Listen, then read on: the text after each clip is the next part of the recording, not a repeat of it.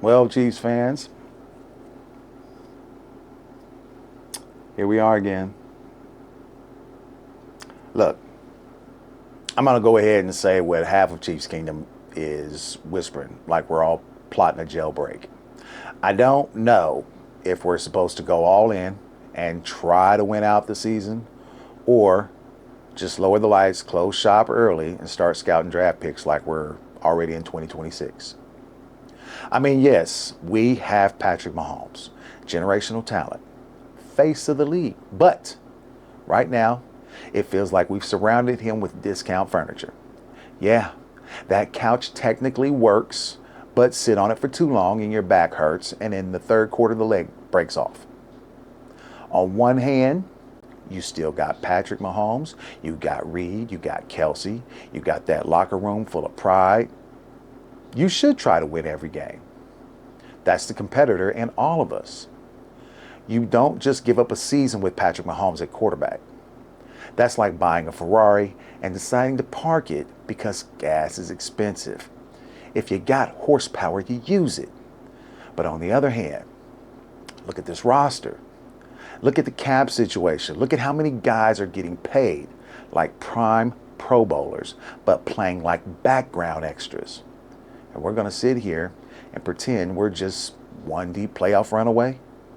At some point, we got to ask if this is a championship team or just a really expensive group project where one guy, Mahomes, is doing all the work while everyone else keeps circling back.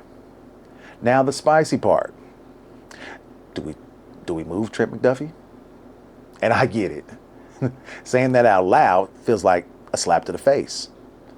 But if we're serious about resetting the cap space, retooling the roster, and actually building around Mahomes properly again, McDuffie might be our most valuable trade chip.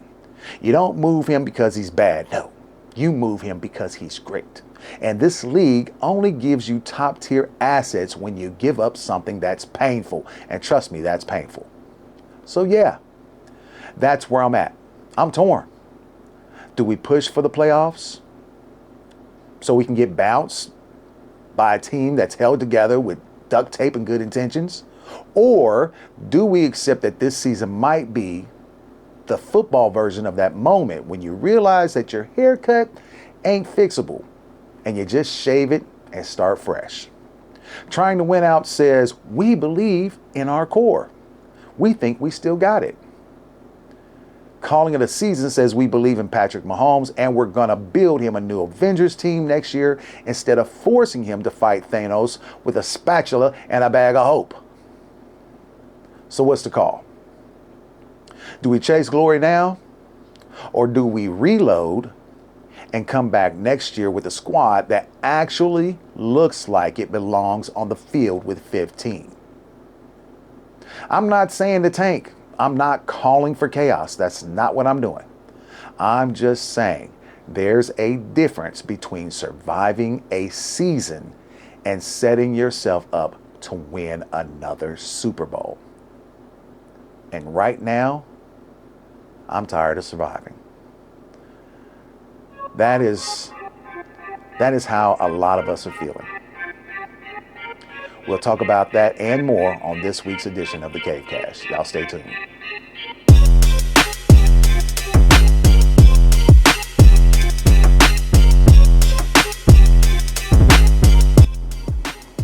What's happening, everybody? I am Big Temp, host of the Cave Cast. I am usually joined by a co-host. He is not going to be able to make it today, so it is just me solo dolo, and I wanted to go through some things that a lot of us as Chiefs fans are thinking about. If you guys saw the intro, basically, it's going to be a very, very, very hard time for the Chiefs trying to make it into this year's playoffs. A lot of that is because of bad coaching. A lot of that is because of poor play, bad schemes, injuries, things of that nature. I mean, it's a number of things, but there is still a possibility that our Kansas City Chiefs do make it into the playoffs. Now, right now what the math says as far as the Chiefs, still being alive and needing to rally. After week 13, right now the Chiefs sit at 6-6. And they have about a 35 to 44% chance to reach the playoffs, depending on, how other teams play and, and how things play out. So with 5 games remaining, we have versus the Texans, versus the Chargers, versus the Titans, versus the Broncos, and versus the Raiders. A strong finish could flip the script. If they win out and go 5-0 here, then barring a lot of help or lack thereof from other AFC teams or wild card contenders, they can still secure a postseason berth, likely as a wild card. Now, here's the thing. These are the key things that need to happen. These are the conditions, right? For the above things I just said to basically work, what I just said before, the Chiefs must win all or almost all of their remaining games with little margin for error. Simple as that. Some of the teams currently ahead of them in wild card or division standings need to drop games, especially other contenders, like I said before. And the Chiefs likely can't win the division given how far back they are in the standings. So they're aiming at one of the wild card spots. They need a perfect finish. That's basically what's going to have to happen. And a lot of this, it's based upon how poorly the Chiefs performed early on in the season, right? I'll be honest with you. They didn't have enough consistent wins this season over tough opponents. I'm going to just put it like that. They didn't win against the Eagles. They didn't win against the Chargers. They didn't win against the Broncos. They lost to the Jaguars. And another loss this past weekend against the Cowboys in the NFC did not help them at all, right? The team made some major mistakes as far as personnel goes and when they game planned and who was going to be involved in the game plan as far as offensively goes. Defensively, they also had some slip-ups. Chamari Connor is horribly outmatched in coverage. He, on the defensive side, is being put... don't get me wrong. I believe Chamari Connor is a good player. But I also believe that they are putting him in positions where he is not good at things such as coverage. He is a downhill safety. He should be in the box more often than not. If you're going to use him, you use him on a blitz or you use him on a run. You do not use him in situations where he has to cover speedy wide receivers or lining him up with a slot wide receiver. The situation has gotten bad. It has gone from bad to worse as far as Chamari Connor goes. And I want you guys to hear some things. There's some numbers that they're kind of just unrealistically bad, right? So, and this is another thing I consistently put on Spags because I think Spags has fallen in love with Chamari Connor just the same way he did with Dan Sorensen, who, don't get me wrong, Dan Sorensen played his role, but a lot of times he should not have been on the field as far as coverage goes. Connor has played 97.42% of defensive snaps for the Chiefs. And his coverage stats, out of 398 coverage snaps, he's allowed 40 receptions on 45 targets. That's 89%. And he's given up 4 penalties. 553 yards. That's what he's allowed, which is an average of 13.8 yards per reception. 3 touchdowns allowed. 2 pass breakups. and 140.1 passer rating allowed. I don't understand why Spags is continuously putting him on this, in this situation, and Spags is willing to die on this hill with Chamari Connor. And we have a ample amount of tape to look at and statistics that show he is not good in coverage. Right? So, that's one of the reasons why we have had a situation in Kansas City that has not looked good. Connor is a good player, but they are not putting him in situations where he will win consistently. And that is my problem. The other problem that I've actually noticed that has been really bad, since 2018, the Chiefs have been penalized for 1,031 more yards than their opponents. Now, that's a lot of yards, right? The only team that has had worse or has been even as worse penalized as far as that goes are the Saints. They've got 1,081. Despite all of that, the Chiefs have been able to win. Let me just say that no matter what happens in a game, the thing you have to do is be able to overcome adversity and still try to win these games. And in order for you to do that, the coaching staff has to be able to put you in a situation to make it possible for you to win or to compete at that level to give you a chance to win. And right now, we're not doing that. Is that all coaching? I'd say probably about 90% yes. 10% of that is personnel. Personnel on the field does matter. And right now, as we can really see, especially in last week's game against Dallas, Trent McDuffie does not play well against bigger, taller receivers. He doesn't play well against Cortland Sutton. He doesn't play well against guys like T. Higgins. He doesn't play well against guys like CeeDee Lamb or A.J. Brown. He needs to go back in the slot.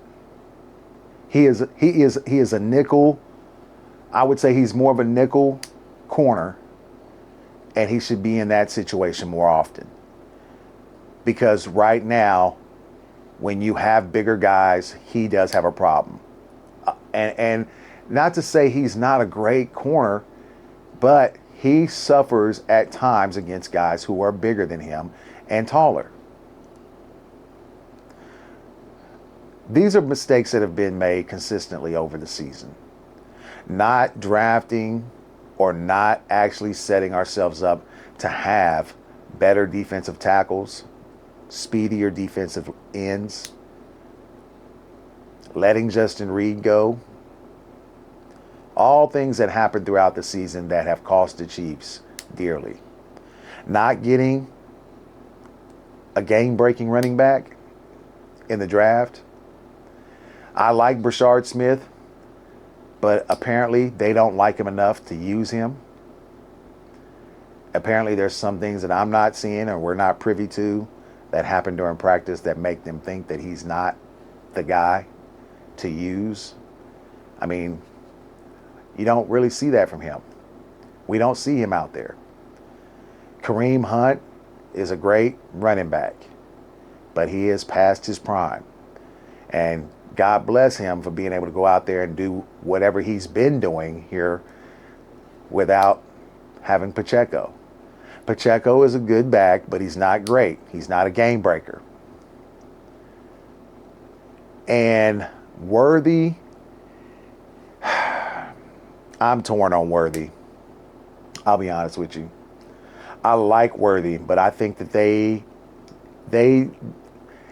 I'm not sure if it's because they're using him more as a gimmick or a gadget back or a gadget receiver, or if he's not capable of doing some of the things that we've seen other receivers do. Then again, I've also seen Andy Reid not use receivers a lot that could have been used throughout the season. Different years. It's all a mystery right now, you know. And to me, as much of a fan as I am of the Chiefs, I'm also a realist when it comes to how things play out. Do I think the Chiefs possibly can win the next 5 games, despite losing their left tackle, for the season with a dislocated wrist and broken bone in there? Do I think they can do it without Trey Smith and maybe Jawan Taylor being out on that offensive line as well? Do I think that they can do it without having more depth on that defensive line? I don't know. But I'm also at the point of where I think you have to try. I mean, that's what champions do. They go out there and they give it everything. And I think that's what they are going to do. I don't think the possibility of them winning all 5 is high. I really don't. Just because I think that the locker room is down on itself a little bit. And no matter what, that's the human condition. Is after being beaten down and losing so many close games, after a while, it kind of comes back to haunt you a little bit, right? It takes a little bit of that will out of you. See, this is a completely different season than last season, because last season there were these guys that went in and won a bunch of one-score games. They were 12-0 in those situations. And this season, in that same scenario, one-score games, they are 1-5. It has not had the same turnabout. That's what they say. The same thing that make you laugh will make you cry. And right now, there's a lot of crying going on because, and not necessarily from the Chiefs players, right? A lot of it's coming from the fans. Don't get me wrong. I'm a fan, and I still feel like there were some questionable calls in that Dallas Cowboy game. But at the same time, that's how it is. You have to fight through the adversity to be able to win, right? You have to set yourself up for winning. You have to do things to give you the ability to win in the face of adversity. And right now, they haven't done enough of that. Even Patrick Mahomes has not been great this season. He's been real good. But he has not been the same Patrick Mahomes. Matter of fact, I don't think he's been the same Patrick Mahomes since Eric Bieniemy left. His 3 worst seasons statistically, have been the past 3 seasons with Matt Nagy. I don't think that's a coincidence. I don't. Matter of fact, I think Eric Bieniemy was the guy that actually pushed them a lot more and held them more accountable. I think he actually pushed back on Andy Reid a little bit more. I think that's what made them great. Look at what Eric Bieniemy is doing right now as a running backs coach over in Chicago. Hell, as of today, with the loss of the Rams to the Carolina Panthers, the Chicago Bears are the number 1 team in the NFC overall. Do you know how long it's been and how long it's been since we've been able to say that? Think about that. Bears fans should be fucking thrilled. And I don't get it. I don't get why we don't see these type of things sometimes and ask ourselves, okay, what is really going on? I have never liked Matt Nagy. I believe Matt Nagy was never a good coach. Not offensive coordinator for damn sure. I was never a fan of him as a head coach. Right? So, think about it. If you're the Kansas City Chiefs and you're Clark Hunt, let's say you're the owner, you have a choice to make coming up if this is a season where you don't make the playoffs, which I really just hate hearing. I hate even thinking about it. I hate even saying it. But it is a real possibility that it does not happen. And if it does, I'm going to be honest with you. Brett Veach, Clark Hunt, you got a lot of work to do this offseason. A lot. I think you have some to do even if you do make the playoffs. Because there's a lot of guys that I think should not be on this team. You're paying money to that, look, not because they're bad players, they just do not fit anymore. And I think you need to get rid of Matt Nagy. I think you need to get a new offensive coordinator that's got a little bite to him, that's going to push back on Andy a little bit, who's going to believe in the run game, who's going to fucking make sure that we adhere to a balanced offense. And he's going to also fucking make Pat accountable. And make Pat believe in himself and the team again. I won't even say that. I think Pat's never not believed. I think he's always believed in himself. But I also think that he's pressing too much. So, it's just one of those things that I wanted to talk about real quick. Not a long video. Something to share what's on my mind. And I know I'm not the only one. So if I'm not the only one and you have your own thoughts and you have your own, things that you'd like to say, or maybe something I didn't hit on, maybe something I didn't think about, maybe something I didn't say, leave it in the comment section. We'd love to hear from you guys. That's one thing that we do a lot of. We do comment and respond back to every person that, leaves a comment in the comment section. So if you haven't hit that like button, please do. Hit that sub button if you're not a subscriber. And there's also a new thing called the hype button. We're a small channel. If you can help us out by hitting that hype button, and it pushes our channel out to more people who have probably never heard of us as well. So, as far as that goes, I'd like to say thank you guys for joining us for this short video today on our Chiefs. And we hope you come back next week. And if you haven't, check out some of our older content that we have that's here on the Cavecast. We appreciate every one of you, and we'll talk to you guys later. Y'all take it easy.